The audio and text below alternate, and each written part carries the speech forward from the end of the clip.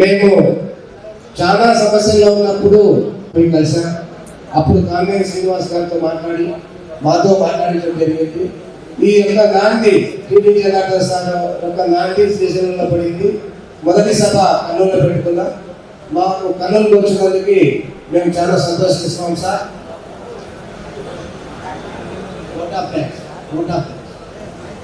నమస్కరిస్తున్నాం. మీ వ్యవస్థ మానవాళి పుట్టినప్పటి నుంచి ఉంది. స్వతంత్రానికి ముందు కానీ పురాణ కాలంలో కానీ ఆయా కాలమాన పరిస్థితులను బట్టి మనుషులకి వైద్యం చేస్తున్నటువంటి వ్యవస్థ ఉంది. దాన్ని ఆ కాలంలో ఋషులు మునులు అన్నారు, ఆ తర్వాత ఆర్ఎంపీలు అన్నారు, పిఎంపీలు అన్నారు. ఈరోజు వాళ్ళందరూ కూడా సిస్టంలో ఉన్నారు. అట్లాగే ప్రపంచవ్యాప్తంగా ఉంది. అన్ని దేశాల్లో ఎక్కడైతే ఇప్పుడే మీ గోవిందరెడ్డి గారు చెప్పారో మనుషులకు అవసరమైనటువంటి క్వాలిఫైడ్ డాక్టర్లు లేని దగ్గర మరి మిమ్మల్ని వైద్యం చేయొద్దంటే మనుషులు ఏమైపోవాలి?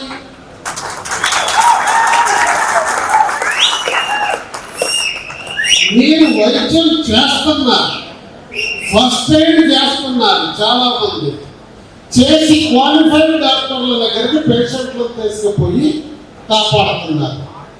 మన వైద్య శాస్త్రం ఏం చెబుతుంది?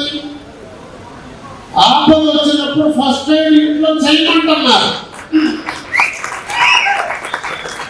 ఫస్ట్ ఎయిడ్ ఇప్పుడు గుండె పోటు వస్తే మీకు ఫస్ట్ ఎయిడ్ చేస్తే ఎంతమంది బతుకుతున్నారు? చాలా మంది బతుకుతున్నారు. తిరిగి హాస్పిటల్కి వస్తున్నారు. మాకై మేము ఇంట్లో చేసేటంటే మీరు కొంచెం బెటర్గా చేయగలుగుతారు. మీకంటే ఎంబీబీఎస్ డాక్టర్ బెటర్గా చేస్తున్నారు.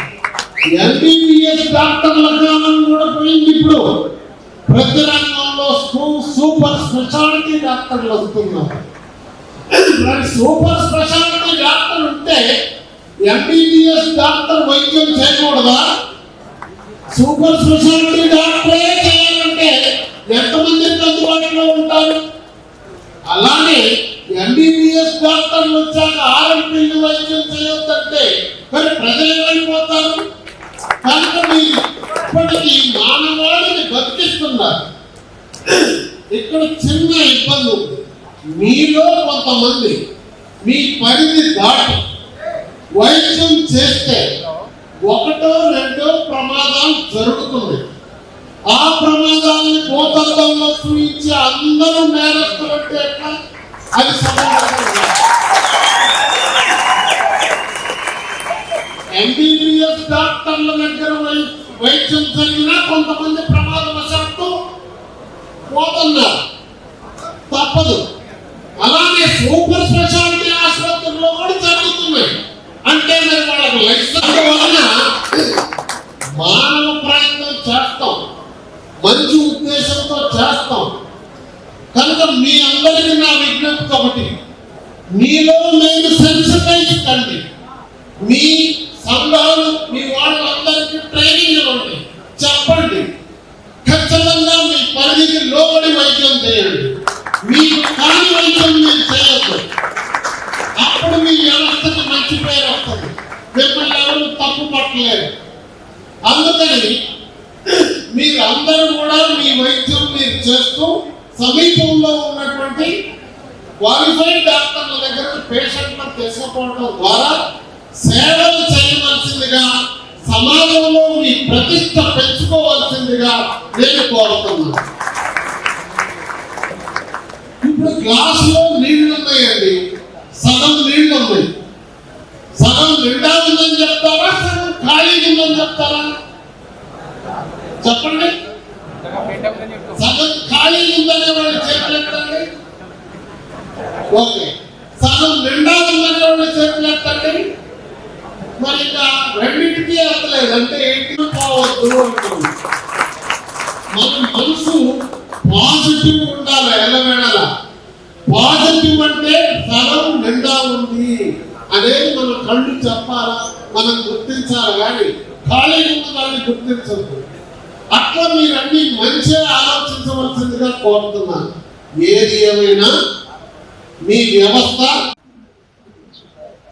2014లో విభజన చెందిన రాష్ట్రంలో చంద్రబాబు నాయుడు గారు ముఖ్యమంత్రిగా రాష్ట్రంలో క్యాంపెయిన్ చేసేటప్పుడు, అంతకు ముందు కంబైన్డ్ స్టేట్ లో పాదయాత్ర చేసేటప్పుడు కూడా మీరు వారి దృష్టికి తీసుకొచ్చారు. ఆ కాలం నుంచి ఈ కాలం వరకు మీ సంఘాలతో నాకు స్నేహం ఉంది, మీ అందరితో కలిసి పనిచేస్తున్నాను. అప్పుడు మన మేనిఫెస్టోలో 14లో మనం పెట్టాం, 19కి కొంత ప్రయత్నం చేశాం, 469 జీవో ఇచ్చాం. అది ఫైనల్ అయ్యే టైంలో కొంతమంది ఆటంకపరచడం వలన ఖచ్చితంగా చేయాలనే సంకల్పంతో ఆ ప్రయత్నం ప్రారంభించారు. ఆ ఒడిదుడుకుల్ని మనం అధిగమించే లోపల ఎన్నికలు వచ్చింది. కానీ తర్వాత వచ్చినటువంటి ప్రభుత్వం మీ అందరికీ ఎన్నికల్లో వాళ్ళు కూడా హామీ ఇచ్చారు చేస్తామని. మీరు నమ్మారు, చాలా మంది వాళ్ళకి సహాయపడ్డారు. కానీ ఆ ప్రభుత్వంలో ఈ మాదిరిగా మీరు సభ పెట్టుకోగలిగారా? ఎప్పుడైనా సభ పెట్టనిచ్చారా? మీరు సభని కరపత్రం వేస్తేనే మీ అందరినీ ఇళ్లలో ఆపేవాళ్ళు, ఊరు నుంచి ఇక్కడ దాకా రానిచ్చేవాళ్ళు కాదు. మాబోటి నాయకులు ఎవరన్నా మీకు సహాయపడదామంటే మమ్మల్ని కూడా ఇంట్లోనే ఆపేసేవాడు. అలాంటి అరాచక ప్రభుత్వం పోయింది, నిరంకుశ పాలన పోయింది. ఆ కాలం మనం తెల్లటి పాలన కంటే ఘోరంగా చూసాం. ఈ రోజు స్వేచ్ఛగా మనందరం గుండె మీద చేసుకొని నిలబోతున్నాం. ఆ కాలంలో ఫోన్లో ఏ పోస్ట్ పెట్టాలన్నా భయమే జనానికి. ఈ కాలంలో అది లేదు. మనందరం స్వేచ్ఛగా ఉన్నాం, సమావేశాలు పెట్టుకుంటున్నాం, భావ వ్యక్తీకరణ చేస్తాను, మీ అభిప్రాయాన్ని ప్రభుత్వానికి తెలియజేస్తాను. ప్రభుత్వం తరఫున సాక్షాత్తు మంత్రి గారు ఇక్కడికి వచ్చారు, అలాగే శాసనసభ్యులు వచ్చారు, పార్టీ ప్రతినిధులు వచ్చారు, గౌరవ పార్లమెంట్ సభ్యులు వచ్చారు, అట్లాంటి అసోసియేషన్ అంతా వచ్చింది. మనందరం ఒక కుటుంబం లాగా మాట్లాడుకుంటాము, చర్చించుకుంటాము, ఒకళ్ళకొకళ్ళు కలిసి పనిచేయాలనుకుంటున్నాం. మీ సమస్య పట్ల మొన్న ఎన్నికల ముందు కూడా చంద్రబాబు నాయుడు గారు మేనిఫెస్టోలో పెట్టారు. అట్లనే లోకేష్ బాబు గారి పాదయాత్రలో మీ అందరికీ హామీ ఇచ్చారు. కూటమి ప్రభుత్వం మీ సమస్య పరిష్కారానికి కట్టుబడి ఉంది.